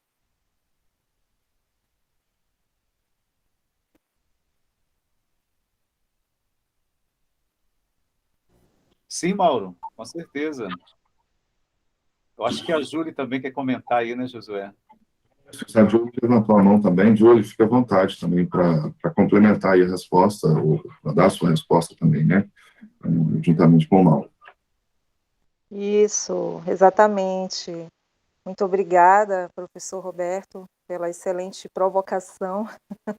Eu vejo como uma ótima provocação, e as provocações são sempre bem-vindas, né? Porque elas são muito construtivas, nos levam a reflexões. A gente está num simpósio que nos encaminha para isso, né? Literatura, o pensamento, a filosofia. Então, estamos no lugar certo, as provocações filosóficas, e refletindo, né, sobre o que o Mauro falou agora, pensando sobre o texto que nós escrevemos.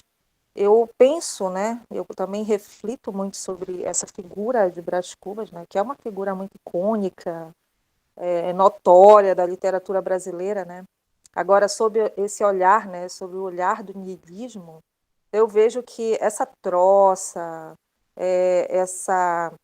esse momento de ironia, né, que é constante, que é muito frequente, né, na forma como ele lida, né, com os outros personagens, na forma como ele se relaciona com as outras personagens da obra e se refere a essas personagens, né, e na forma mesma como ele também se confronta com a vida, né, com todas aquelas dificuldades que surgiram, né, no percurso dele, como o Mauro acabou de evidenciar, né, ele traçou inúmeras metas, foram inúmeras metas, vários propósitos, né?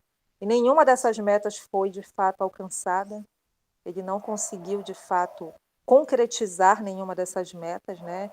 Mas é isso. Eu acho que a ironia dele, né? Esse momento de escárnio, né? É justamente o momento em que ele desconstrói. Então eu vejo como um momento de confrontação e desconstrução desses valores. É através da ironia, na nossa interpretação, que ele vai desconstruir os valores, ou seja, é aí que ele assume uma postura nihilista, que o niilismo também é isso, né? É uma confrontação, é um momento em que você assimila, assume, né, que você está em um estágio, e todos nós passamos por esse estágio nihilista em algum momento das nossas vidas. É um fenômeno europeu com certeza, mas que não é somente europeu, né? Que tem reverberações no mundo inteiro, e a gente pode falar, então, a partir aqui de uma perspectiva de um niilismo à la brasileira, né? A gente está falando de um niilismo já num outro, né, formato, de uma outra perspectiva, de um outro âmbito, né? E em Brás tem essa repercussão, né? Tem essa caracterização como niilismo mesmo de confrontação, de desconstrução de certos valores, né? Que são tidos como sagrados, por isso a ideia da dessacralização, né? Desses valores que nós citamos lá no mini artigo ainda, mas que vai se transformar num artigo completo, né? Em breve, e essa confrontação com esses valores tradicionais, né? Com todas essas perspectivas que moldam o nosso modo de ser, né? Na sociedade, né? Em sociedade, né? Na relação com as outras pessoas. Então, ter essa perspectiva, né? De como Brás Cubas enxerga a si, de como ele se confronta, né? Com as outras pessoas que estão em relação com ele. E essa confrontação, né, ela se dá por meio desse escárnio, por meio dessa ironia. E essa ironia é justamente isso, ela é niilista justamente porque promove essa desconstrução, promove essa confrontação, né, e posterior, né, abertura. Então, eu também já interpreto muito Brás Cubas como aquele personagem, né, que consegue, então, chegar a esse âmbito da abertura, né? Porque estar em abertura não é necessariamente, né, encontrar ou alcançar uma definição, né, existencial para si, né? Então, agora eu sei quem eu sou, efetivamente, né? Brás Cubas não finaliza a obra dessa forma, né? Ele não chega ao final da obra como um personagem que se afirma efetivamente, mas como alguém que, a partir dessa perspectiva de Nietzsche, né, nietzschiana, pode afirmar a vida em todas as suas particularidades, em todas as suas idiosincrasias, em tudo aquilo que faz parte da vida, sejam momentos bons ou ruins. É porque a vida é isso, né? É se confrontar não apenas com momentos de alegria, de felicidade, mas também com os momentos em que os seus planos não vão dar certo, né? As suas expectativas serão frustradas. Então, é mais nesse sentido que a gente pode, né, que nós estamos aqui conduzindo, na verdade, a interpretação dessa personagem machadiana. Tá? Só para complementar um pouquinho as ideias aí e tentar responder a pergunta, a provocação do professor Roberto. Muito obrigada, gente, mais uma vez. Acho que na sequência sou eu, né? É isso mesmo, Pamela. É, joia. Bom, agora eu posso falar com mais tranquilidade, estava muito preocupada com o tempo. Eu trabalho no meu doutorado com Saramago e trabalhei também no mestrado com Saramago, sempre na UERJ, né? Eu fiz a graduação, mestrado, doutorado, estou fazendo o doutorado na UERJ. E aí o professor fez provocações, né, bastante importantes, e eu fiquei até emocionada com uma provocação pessoal, né? Assim, achei interessante e importante, né? Afinal, a gente precisa se singularizar e mesmo no meio acadêmico é exigido um certo distanciamento, né? E a gente precisa estar presente para fazer diferença. E com relação ao encantamento, professor, o que eu penso, assim, né, quando eu construí esse texto junto com Beckett, pensando um pouco que o que eles viveram ou testemunharam de alguma forma o pós-guerras, né, ali no início do século XX, e isso tem uma repercussão coletiva, todos foram alcançados por essa, né, por essa atitude humana, e, de alguma forma, as respostas precisavam ter algum tipo de singularidade, e acho que o que a arte questiona é exatamente isso, porque parece que o humano se mecaniza novamente. E é exatamente, não é exatamente, mas parece uma repetição, quando a gente passou também aqui praticamente 3 lidando com uma pandemia que afetou a todos coletivamente, e existem singularidades a serem colocadas, e aí os mecanismos institucionais vão dar respostas prontas, né? Então, eu acho que esses autores, eles, diante do seu tempo, procuraram dar respostas que fossem questionáveis, né? Que fossem questionadoras. E acho que a arte tem esse potencial, sempre teve, e incrível como ela é valorizada, mas não parece ser tão ouvida assim, ou diariamente a gente deve ter espaço para a arte, para que a gente possa expressar a nossa singularidade, porque cada vez mais o tempo presente, que é a possibilidade de acontecer um encantamento, como o senhor questionou, e ele precisa ser preenchido por singularidades, por expressões, por um questionamento, uma forma de ser visto o que está acontecendo, né? Assim, o momento presente, ele se faz e a gente não compreende muito bem o que está fazendo, porque está em movimento, mas a gente tem que parar e refletir.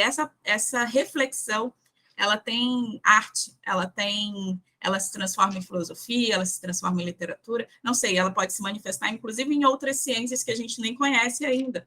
Mas a verdade é que urge que essa singularidade apareça, e eu acho que a arte sempre procurou questionar as instituições, e mais ou menos foi a questão do presente que a gente quis colocar aí. A minha resposta não poderia ser outra, o que me encanta, sem sombra de dúvidas, é a arte, é a literatura. Hoje em dia, cada vez mais, a gente trabalha com isso por paixão mesmo, porque está completamente banido, assim, do senso comum, a reflexão sobre a literatura. Não sei se respondi, mas foi o que me veio aqui. Obrigado, Pamela. Josué, antes que eu passe para você, vamos ouvir o Walter, né? Muito obrigado aí pela recomendação do artigo, achei bem interessante, eu tenho aqui o nome para poder baixar e dar uma lida esses próximos dias, e é bem interessante, porque o trabalho que eu apresentei ano passado tem muito a ver com o tema que o senhor falou, né? Só que focando mais na figura do Namuno, então acho que são trabalhos e perspectivas que encaixam bastante, ao menos pelo título, né? Que é a linguagem metafísica em Guimarães Rosa, é muito parecido até com o título do trabalho do ano passado, então já anotei aqui para eu ler, na verdade, né? Para falar um pouco mais sobre essa questão da razão, né, no próprio Namuno e na questão também dos antimodernos, assim, quando eu estava começando a pesquisar o Namuno e estava tentando encontrar o meu tema de TCC e tudo mais, eu queria muito tratar justamente desse ataque dele à razão, só que eu não encontrava né, a gente tem muito isso ainda, né? A gente tem que encontrar teoria, temos que encontrar um teórico, um autor que dê conta de abarcar o texto literário, né? Tem uma perspectiva ainda, o método dos estudos literários na academia é um pouco falho, na minha humilde opinião, né? Mas a academia exige, né, que haja assim, um condutor metodológico, teórico, conceitual, pelo qual a gente precisa ir, e a partir desse núcleo a gente consiga colocar outros autores dentro, né? Enfim, casualidade, eu li um trabalho, uma monografia que eu estava lendo enquanto esperava os professores chegarem na aula, e citava o livro do Companhia Os Antimodernos. Aí eu fiquei curioso pelo título, me chamou a atenção. E aí, quando eu cheguei em casa, eu pesquisei um pouco sobre a obra e disse, não, isso daqui vai ser a teoria e tal. Só que quando eu comprei o livro e eu comecei a ler ele, eu fiquei assim um pouco perdido, de que loucura é essa, né? Será que eu vou conseguir estudar alguma obra literária por meio desta obra do Companhão, né?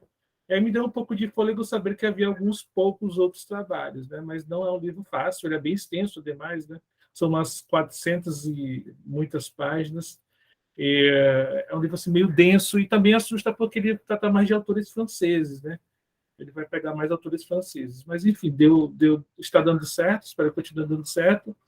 E está dando certo porque coincide muito, na minha humilde opinião também, de novo, com o próprio pensamento do Miguel de Unamuno, que não é um mero reacionário, não é um tradicionalista, ele não é um autor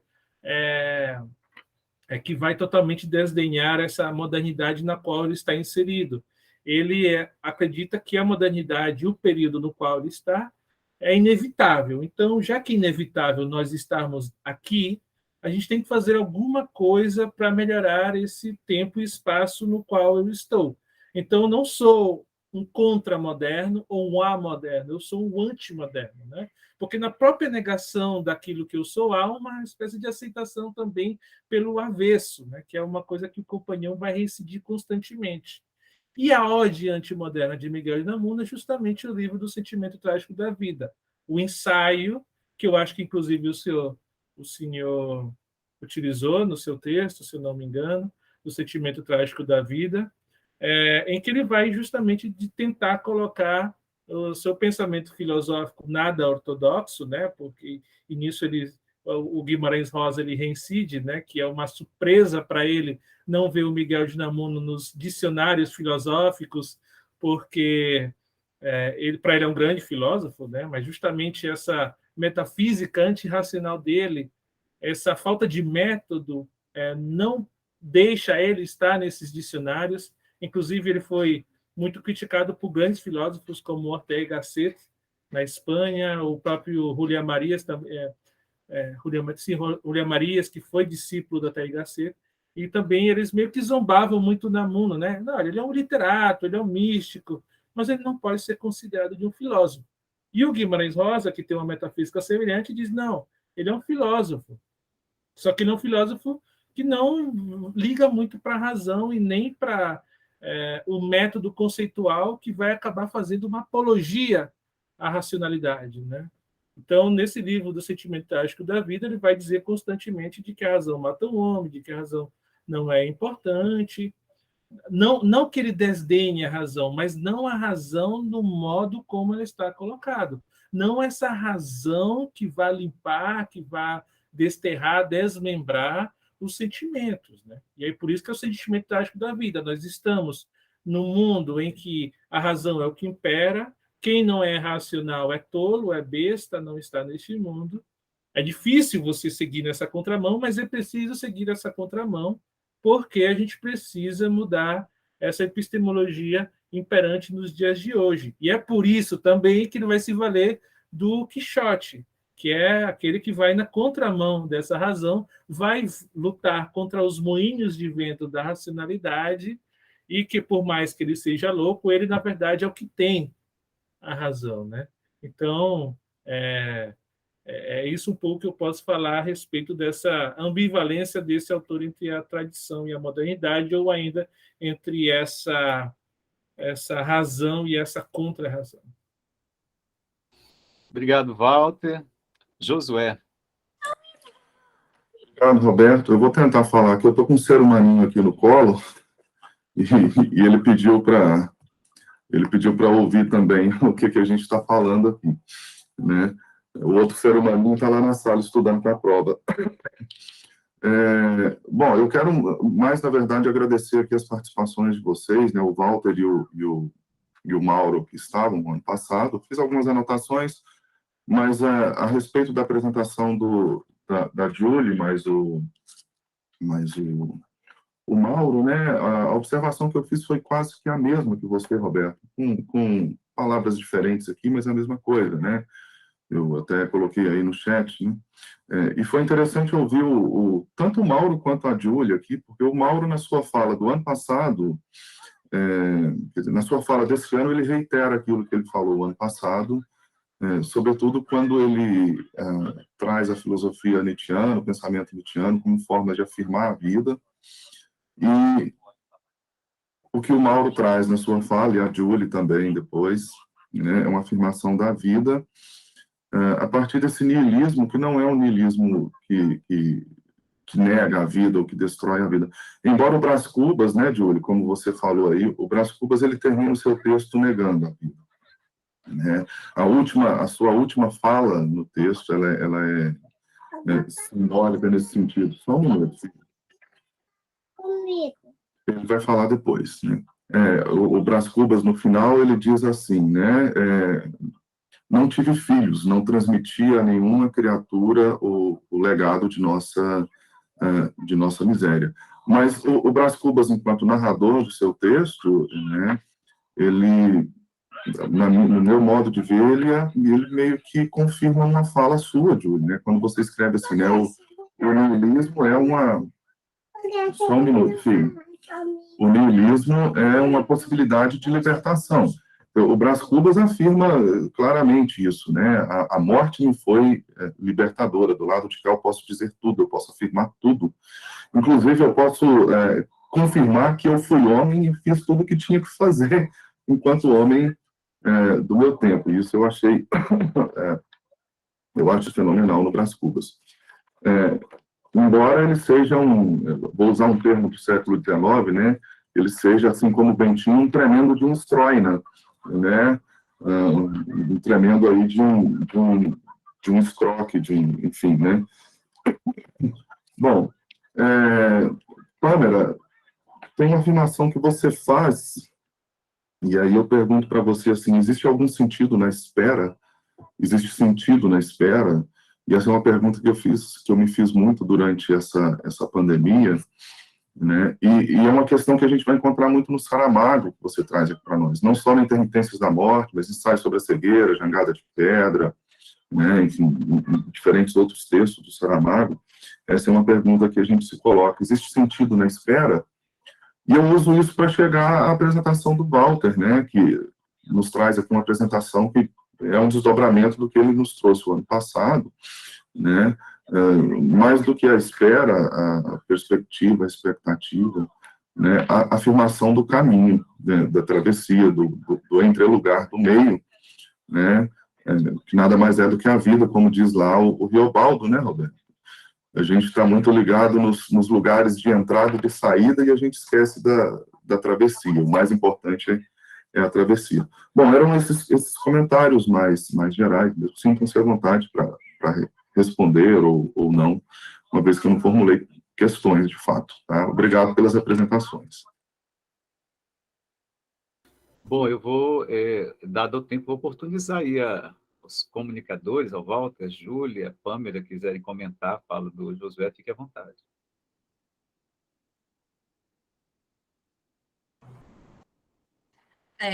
Só comentando a provocação, né? Se existe sentido na espera, com certeza. Mas esse sentido ele é dado no presente todos os dias por pessoas singulares. E, sobretudo, quando a gente pensa no Brasil, é preciso dar condições de ser humano, e isso é caro para nós, porque há muitas pessoas sem essas condições no nosso país, e para que não se espere apenas, mas que se viva o presente com sua singularidade, é preciso dar condições de ser humano. Então, eu acho que existe sentido, sim, mas esse sentido se dá no coletivo, e esse sentido precisa ser, de alguma forma, garantido também. Digo isso porque eu também fui influenciada por muitas falas que eu ouvi na Bienal agora de São Paulo, sobre você ter que ser absurdo, você ter que lutar para ser o que você é, humano. Né? Assim, você ter que ter lugar de fala, ter que ter uma série de coisas que já era para estar dado no século XXI.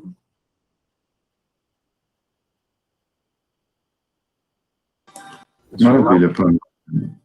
Desculpa, Josué. A Júlia ou o Walter quiserem comentar também, fique à vontade.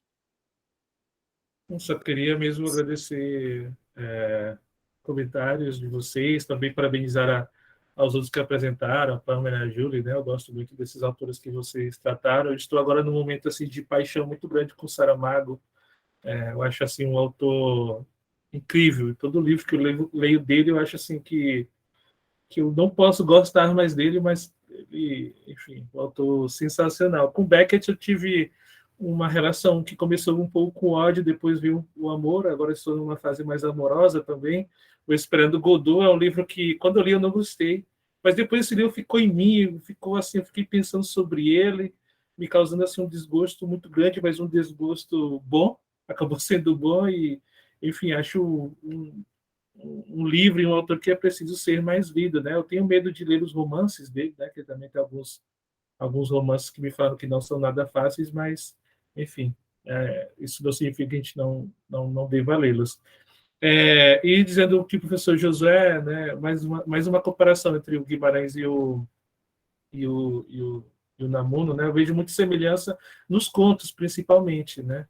Acho os contos de ambos os autores bastante parecidos. Aquele famoso conto dele, A Terceira Margem do Rio, é um conto assim que eu tenho muita vontade de comparar ele. Que travou aqui.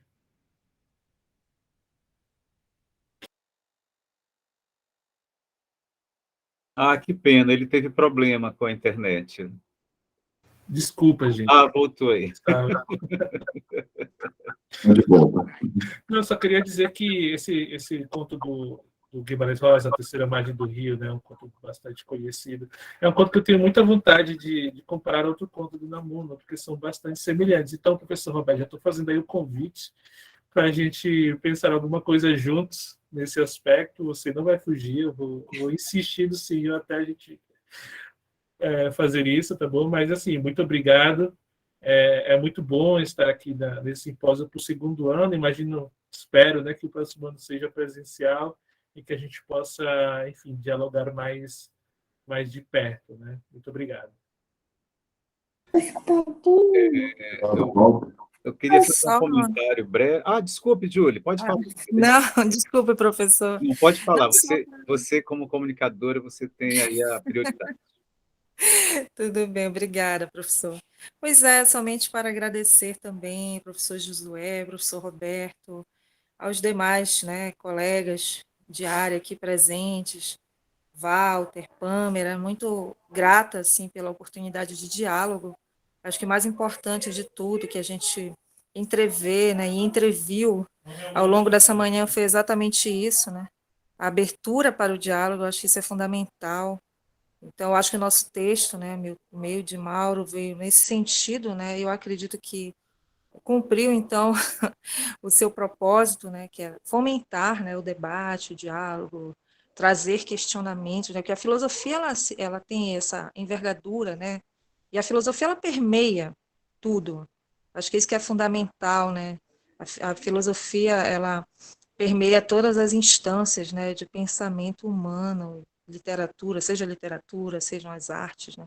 Mesmo aquilo que aparentemente, né, não é filosófico, está ali, né, entremeado pela filosofia. Então, a nossa proposta era exatamente essa, né, de trazer uma interpretação literária a partir, né, dessas contribuições que a filosofia, no caso aqui, a filosofia nietzschiana, tem a oferecer, né? E muito obrigada aqui pela oportunidade, então, de nos fazer, né, presentes e dar, né, essa voz, né, ter essa voz aqui nesse momento com vocês. Foi maravilhoso, um momento maravilhoso, né?